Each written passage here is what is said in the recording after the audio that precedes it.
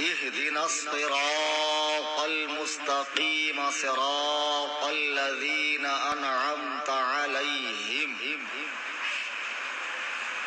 عن أبي هريرة قال النبي صلى الله عليه وسلم إن الله يبعث لهذه الأمة على رأس كل 100 سنة من يجددها لها دينها او کما قال علیہ الصلوۃ والسلام۔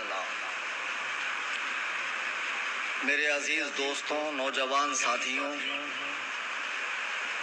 قرب و جوار اور دور و دراز سے تشریف لائے میرے سنی، جنتی، حنفی، بریلوی بھائیوں،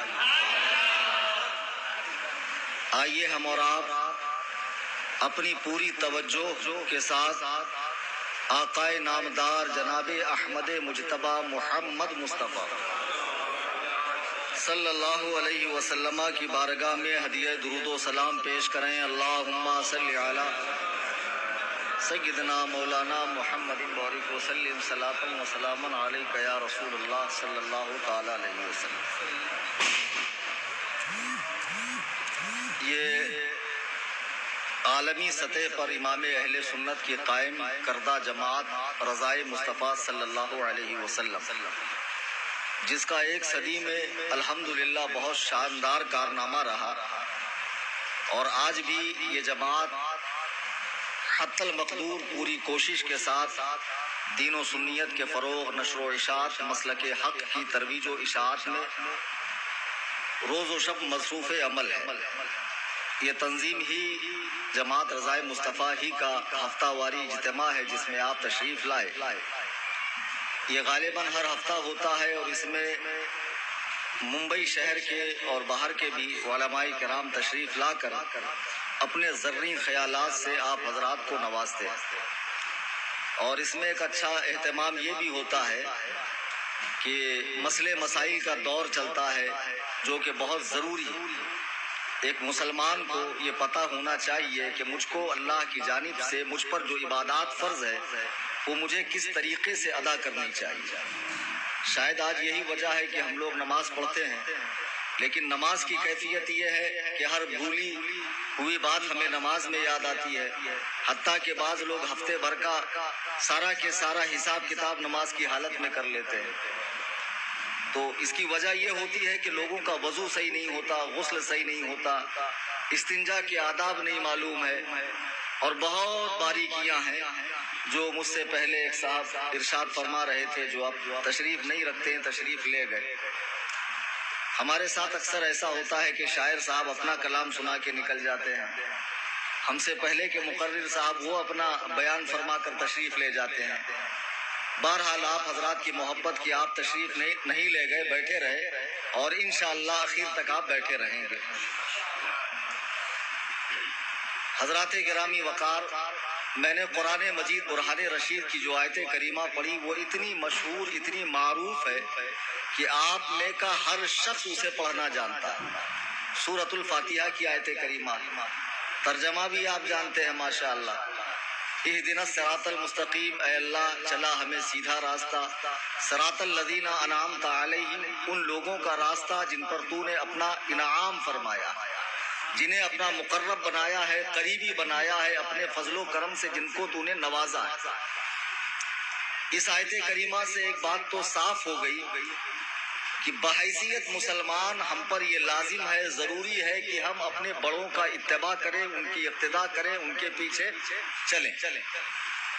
ہمارے بمبئی میں ایک فرقہ ایسا بھی پایا جاتا ہے کہ جو بہت زیادہ قرآن اور حدیث سمجھنے کا دعوے دار ہے، اور حال یہ ہے کہ اسی سورہ کو پڑھنے کے لیے اتنا زور دیتے ہیں، اتنا زور دیتے ہیں، کہتے ہیں سب کو پڑھنا پڑے گا ورنہ نماز ہی نہیں ہوگی۔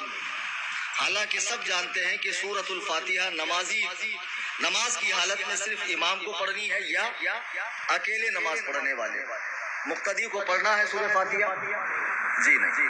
اگر مقتدی سورہ فاتحہ امام کے پیچھے پڑھ لے تو نماز نہیں ہوگی، گنہگار ہو جائے گا۔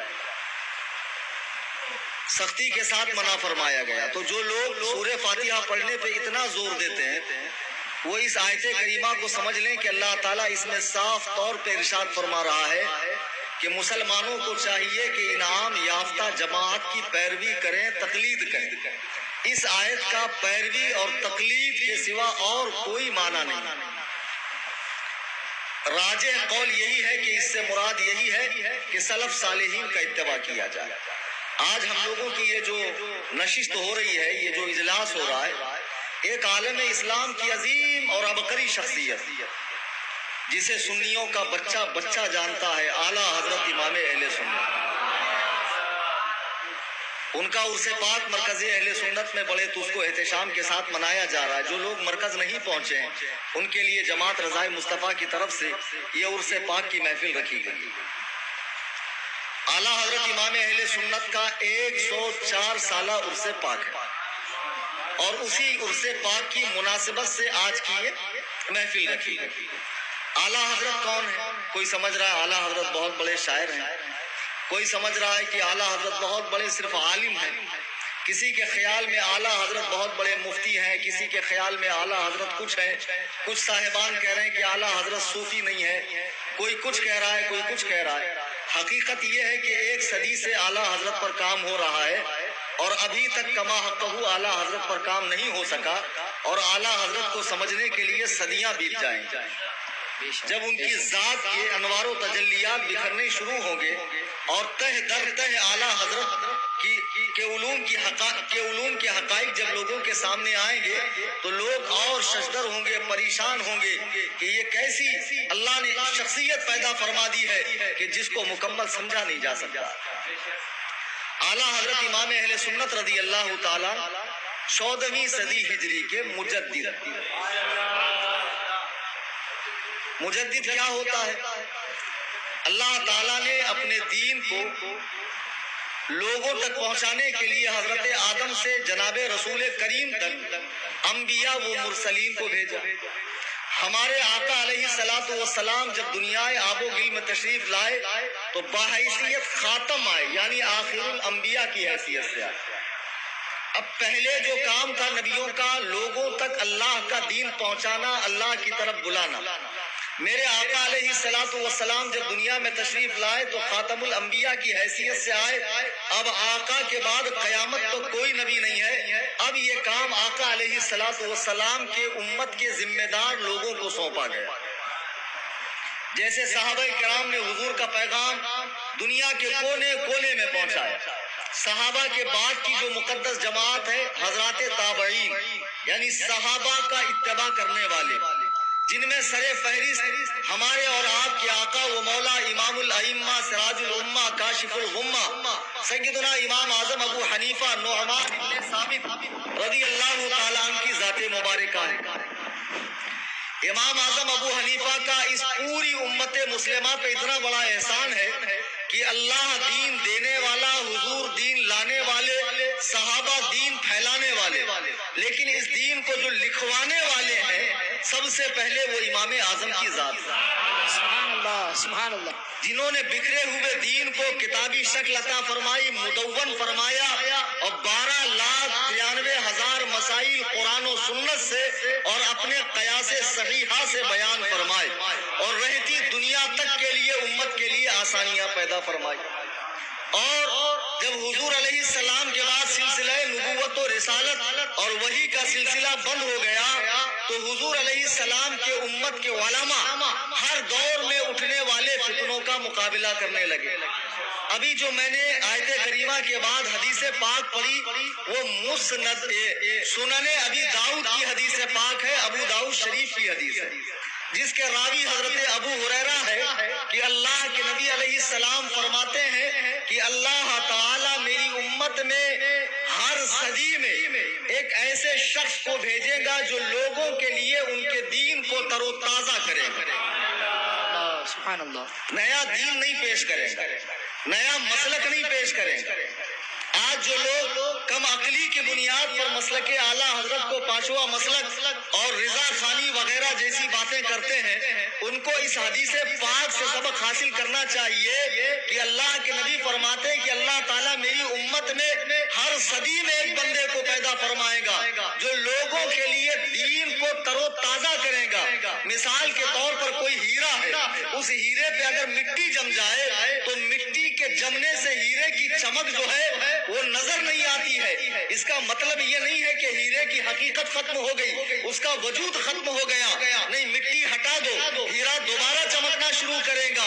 ایسے ہی اعلیٰ حضرت امام اہل سنت کے دور میں دین پر شب خون مارنے والے پیدا ہوئے، دین کی شکل و صورت بگاڑنے والے پیدا ہوئے، دین میں تحریف و ترمیم کرنے والے پیدا ہوئے. تو اللہ نے اس دین کے ہیرے پر جو مٹی پڑ رہی تھی اسے ہٹانے کے لیے بریلی کے شہر میں امام احمد رضا کو پیدا فرمایا. سبحان اللہ، سبحان اللہ.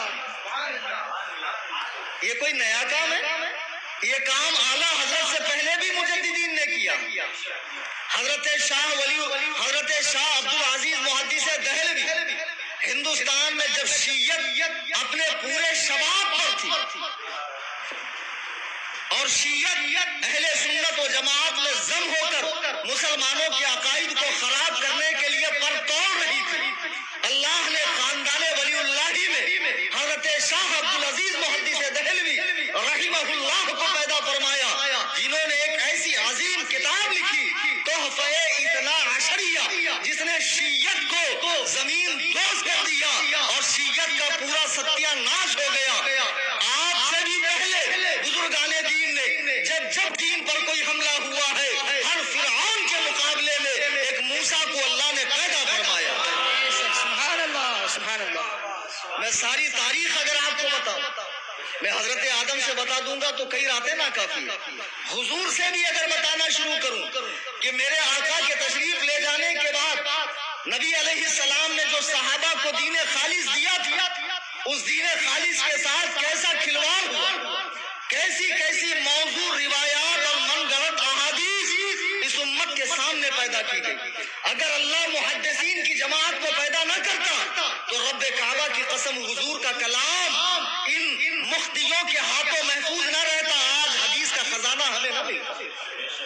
محدثین نے حدیث پر محنت فرمائی، فقہا نے ان احادیث سے مسائل کا استخراج کیا کہ ان حدیث سے کیا کیا مسائل نکلتے ہیں. اگر اللہ فقہا کی یہ جماعت کو، امام اعظم ابو حنیفہ کو نہ پیدا فرماتا تو تم مسجد میں آنے سے پہلے وضو کرنے کے لائق بھی نہ ہوتے. ابھی یہ جو مسائل بتا رہے تھے کس کتاب سے بتا رہے تھے؟ قانون شریعت. یہ کتاب ایک حنفی عالم نے لکھی ہے، گھر سے لکھی ہے. امام اعظم کے بتائے ہوئے مسائل کو لکھا ہے، اور امام اعظم کے بتائے ہوئے مسائل کتنے وسیع ہیں. اگر تمہیں دیکھنا ہے تو اعلیٰ حضرت کی 30 جلدوں میں موجود فتاوی رضویہ کو دیکھو. یہ فقہ حنفی کا انسائکلوپیڈیا ہے، صبح قیامت تک اس کی نظیر نہیں مل سکتی ہے. امام اعظم ابو حنیفہ کی ذات کو سمجھنا ہے تو فتاوی رضویہ شریف کا مطالعہ کرو. سبحان اللہ، سبحان اللہ. اس ہندوستان میں ایسا کئی بار ہوا پہلے بھی کہ صاحب ایک کرنے والی پالیسی آئی. یہ آج ہی نہیں ہے کہ کینیڈا کے مجدد نے شربت شراب گڑ گوبر سب کو ایک کرنا چاہا. یہ ایسا پہلے بھی ہوا. بادشاہ اکبر وہ ایک نیتا، اسے سب کی ہمدردی اور سب کا ساتھ چاہیے. اس نے دین الہی کے نام سے فتنہ بنایا. اس دور میں اللہ نے مجدد الف ثانی، جن کا عرس اسی مہینے کی 28 تاریخ کو ہوتا ہے، اور دوسرے مجدد سیدنا امام اعلیٰ حضرت امام احمد رضا خان، ان کا 25 صفر المظفر کو حضرت مجدد الف ثانی نے دین الہی کے مقابلے میں اٹھ کھڑے ہوئے اور اکبر کے دین الہی کی دھجیاں اڑا دی. اکبر نے جب آپ کو اپنے دربار میں بلایا تو دربار میں آنے کا دروازہ اتنا چھوٹا تھا کہ جو بھی آتا جھک کر آتا. حضرت مجدد الف ثانی جب اس کے دربار میں آئے تو فراست ایمانی دیکھیے کہ پہلے آپ پیر اندر رکھتے ہیں اور ایسے الٹے ہو کر آتے ہیں. اقبال کہتا ہے گردن نہ جھکی جس کی جہانگیر کے آگے. اکبر کے بیٹے جہانگیر نے جب دربار میں بلایا تو چھوٹے دروازے سے بلایا تاکہ یہ بادشاہ کے سامنے جھکتے نہیں ہیں تو اس دروازے کی معرفت اپنے آپ جھک جائیں گے، لیکن نہیں جھکے. یہاں تک کہ آپ کو پابند سلاسل کیا گیا، جیل میں ڈالا گیا، زندہ میں ڈالا گیا، لیکن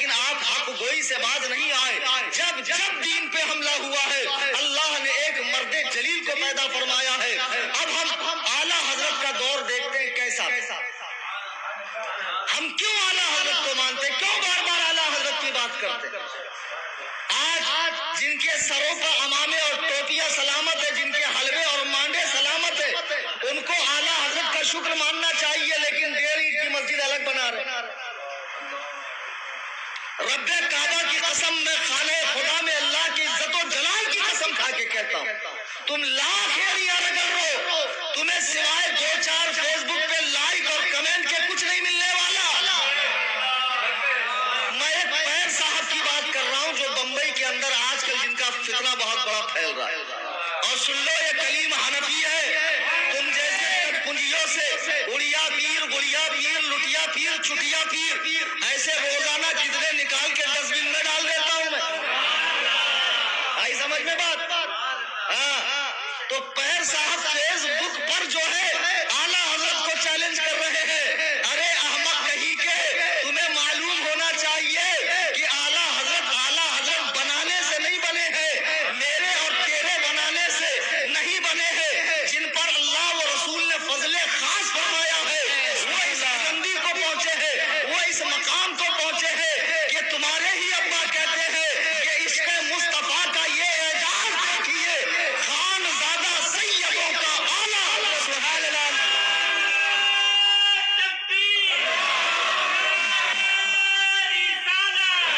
نعرے کم لگے، نعرے کم لگے، نعرے کم لگے. مجھے نکلنا ہے. اعلیٰ حضرت سے چڑو مت. کوئی مسئلہ نہیں سمجھ میں آ رہا، اللہ کی قسم لوگوں کو گمراہ مت کرو. چاہ کر بھی تم اس مقام کو نہیں پہنچ سکتے ہو.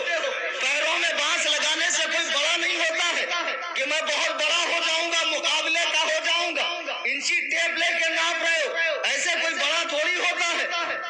میرے بھائیوں بزرگوں، اعلیٰ حضرت نہیں سمجھ میں آ رہے تو سمجھو آ کر ادنا حضرت کے پاس. آج اعلیٰ حضرت کا اتنا ذکر کیوں ہوتا ہے؟ اعلیٰ حضرت شہر بریلی میں 1856 میں پیدا ہوئے. 10 شوال المکرم ہجری 1272. ابھی 1300 کتنی چل رہی ہے؟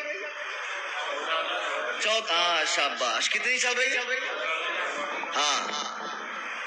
اعلیٰ حضرت ہجری 1272 میں پیدا ہوئے بریلی کی سرزمین پر. جس دور میں اعلیٰ حضرت پیدا ہوئے اس دور میں مسلمانوں میں 2 ہی بڑے فرقے تھے، اہل تشیع اور اہل سنت. اور بھی چند فرقے چھوٹے موٹے پیدا ہو چکے تھے. اور اسی زمانے میں انگریزوں کی سازشوں سے سہارنپور کی سرزمین پر ایک مدرسے کی بنیاد رکھی جاتی ہے جسے اہل دیابنا ازہر ہند دارالعلوم دیوبند کہتے ہیں. اس دارالعلوم دیوبند سے رسول کریم علیہ السلام کی جناب میں بکواس کی جانے لگی، خرافات کی جانے لگی، گالیاں دی جانے لگی، باقاعدہ لٹریچر نکلنے لگا. ایک طرف دیوبندیت کا فتنہ ہے اور وہاں سے یہ کہا جا رہا ہے کہ بعد زمانہ نبوت اگر کوئی نبی پیدا ہو تو حضور کے آخری نبی ہونے میں فرق نہیں آئے گا. اور کہا جا رہا حضور تو صرف مرتبے کے لحاظ سے آخری ہے، زمانے کے لحاظ سے آخری نہیں ہے. انگریز بہت ہوشیار ہے.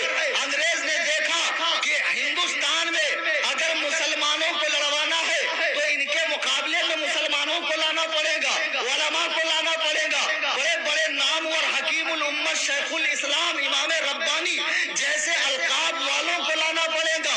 ان مولویوں نے کتابیں لکھنا شروع کی کہ نیا نبی آ سکتا ہے، اور پنجاب کی سرزمین پر انگریزوں نے ایک نبی پیدا کر دیا، مرزا غلام احمد قادیانی. ایک نبی پیدا ہو گیا، ایسا لعین، ایسا غلیظ، ایسا مردود زمانہ، ایسا نحیس، ایسا خبیث العالمین کہ جس نے انگریزی حکومت کی طرفداری میں کئی درجن کتابیں لکھ ڈالی. مرزا غلام احمد قادیانی نبی ہونے کا اس نے دعویٰ کیا. اعلیٰ حضرت کے دور میں قادیانی فتنہ بھی شباب پر ہے، دیوبندی فتنہ بھی شباب پر ہے، اور شیعت بھی خانقاہوں کے ذریعے، مزارات کے ذریعے. ایک تو آئے تھے گستاخی کرتے ہوئے وہابی دیوبندی، اور ایک آئے محبت اہل بیت کا نام لیتے ہوئے. پہچاننا بڑا مشکل. اور اسی زمانے میں ایک اور فرقہ بنارس کی سرزمین پر پیدا ہوا، مولوی عبدالحق بنارسی، جو میاں نذیر حسین دہلوی کا شاگرد تھا. اس نے جو فتنہ پیدا کیا اس کا نام ہے اہل حدیث، جسے ہم تصغیر کے ساتھ اہل حدیث یا اہل حدیث کہتے ہیں۔ اس فتنے نے چند مسائل کو لے کر امت میں تفرقہ بازی شروع کی۔ اب اہل حدیث فتنہ بھی تیزی کے ساتھ پھیل رہا ہے۔ یہ فتنے کا مین جو ٹارگیٹ تھا کہ کسی امام کی تقلید نہیں، ڈائریکٹ حدیث قرآن پڑھو، دین سمجھو، وَلَقَدْ يَسَّرْنَا الْقُرْآنَ لِلذِّكْرِ فَهَلْ مِن مُدَّكِرٍ۔ اللہ نے قرآن کو آسان کیا ہے دین سمجھنے کے لیے، کسی مولانا مولوی کے پیچھے چلنے کی ضرورت نہیں۔ بات بہت اچھی۔ اللہ نے دو ہاتھ دیے ہیں، دو چیزیں، ایک سے قرآن پکڑو، ایک سے حدیث۔ اللہ نے دو کان دیے، ایک سے قرآن سنو، ایک سے حدیث۔ اللہ نے دو پیر دیے، ایک سے قرآن کی طرف چلو، ایک سے حدیث کی طرف۔ ان گھامروں سے پوچھو اللہ نے منہ تو ایک ہی دیا، اس کا کیا کرنا؟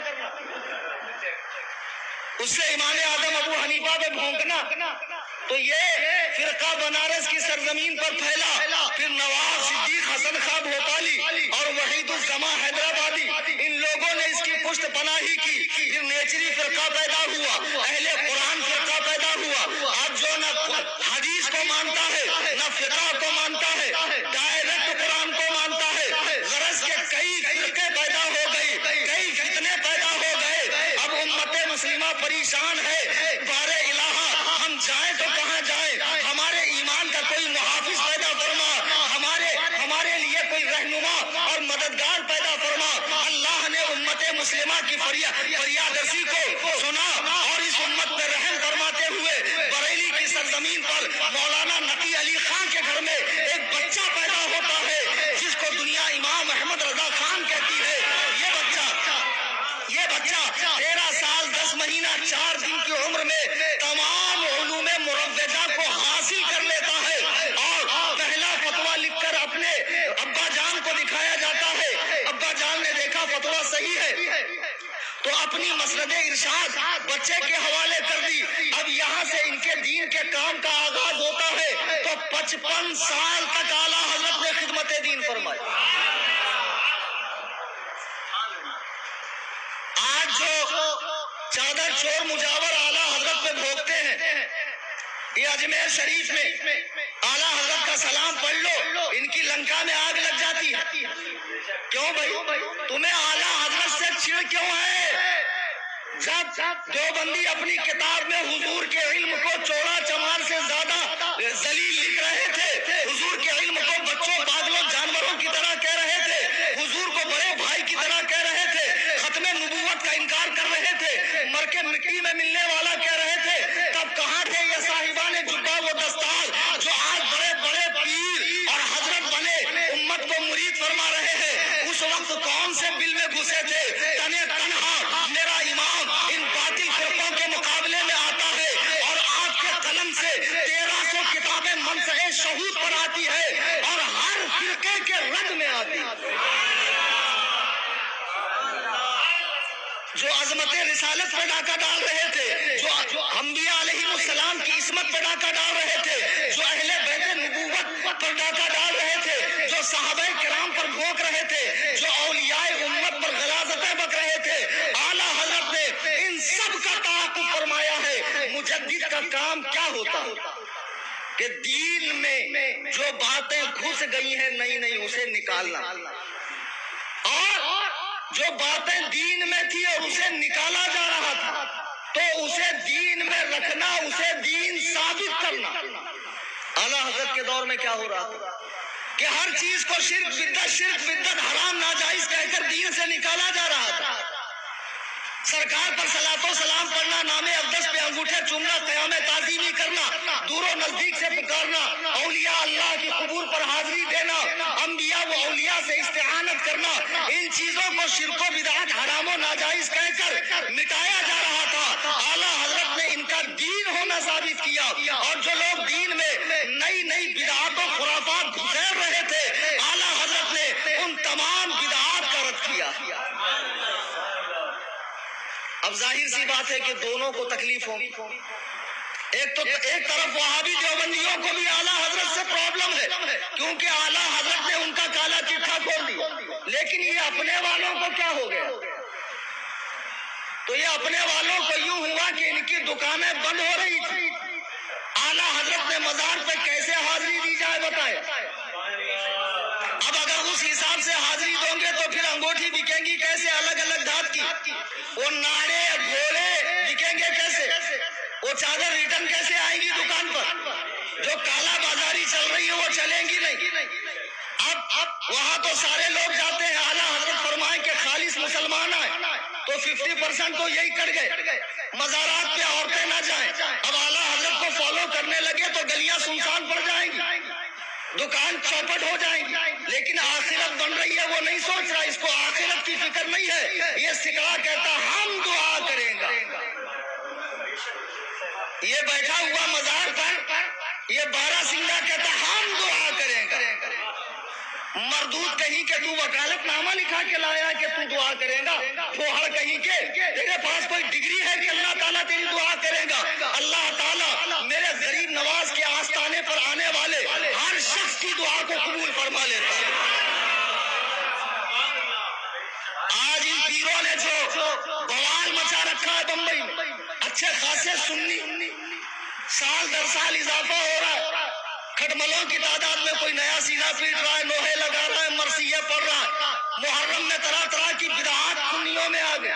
گوشت نہیں کھانا چاہیے, بیوی کے پاس نہیں جانا چاہیے, چپل نہیں پہننا چاہیے, بال نہیں کاٹنا چاہیے. تم نے کیا دین کا مذاق بنایا. میں نے کل ہی اس پر احمد آباد میں تقریر کی کہ واقعہ کربلا کے بعد اگر روئے زمین پر اس واقعے کا سب سے زیادہ کسی کو درد ہوا تو وہ امام عالی مقام کے بیٹے امام زین العابدین کو ہوا.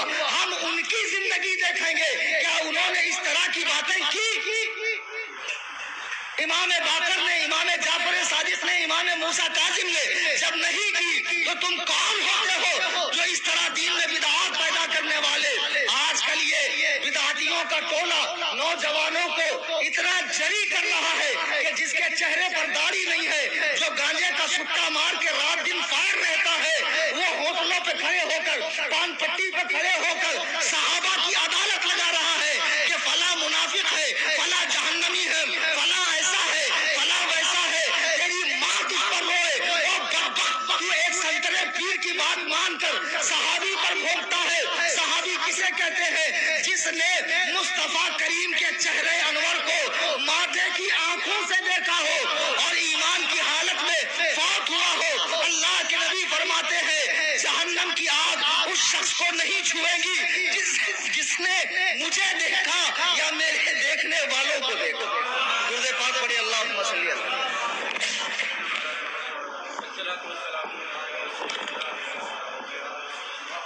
آج ہمیں کیوں ضرورت پڑ رہی ہے باتیں بتانے. درود پاک پڑھے بابا سے.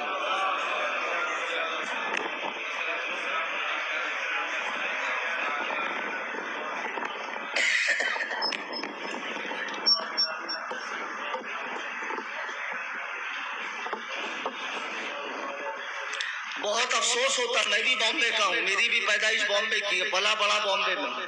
اچھے خاصے سنیوں کو جب میں دیکھتا ہوں کہ حالت بگڑ گئی, نوجوان بچے جری مری, گوونڈی, مومرا, بھنڈی بازار اور کچھ سلم ایریاز, چوپڑ پٹی کے علاقے, رات میں 12-1 کے بعد سارے کھڑے رہیں گے. شیعہ بہت خوش ہے, ہیپی, ہمارا کام بنا محنت کیے ہو رہا ہے.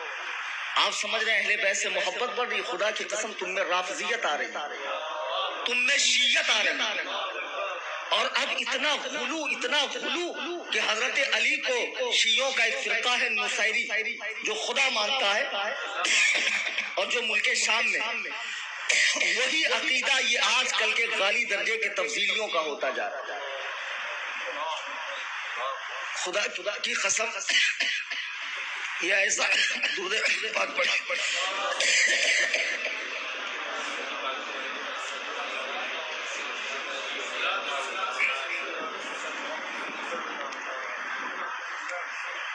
میں ان تمام بچوں سے جو اس طرح کے پیروں سے جڑے ہوئے ہیں, ذرا یہ تو دیکھیں کہ پیر ہوتا کیسا, جو آج ولی بن کر تمہارے گھروں میں مزے سے 72 قسم کے آئٹم ٹھوستے ہیں اور خود بھی نماز روزے سے فارغ ہے, آپ کو بھی نماز روزے سے فارغ کرتے اور جنت کی ٹکٹیں بانٹتے ہیں.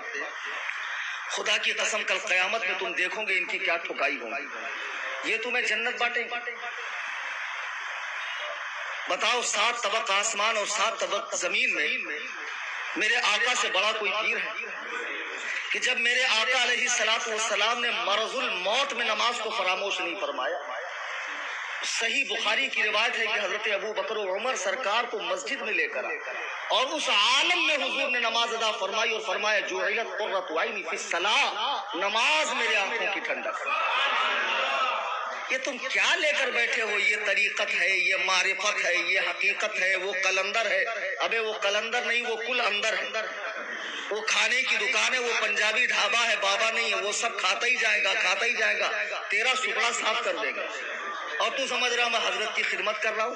یہ جتنے بھی اس قسم کے اڑیا گڑیا پیر بمبئی میں آج کل گھوم رہے ہیں، سب سے پہلے اپنے گھر والوں کو، اپنے دوست احباب کی ان سے حفاظت کی. جہاں یہ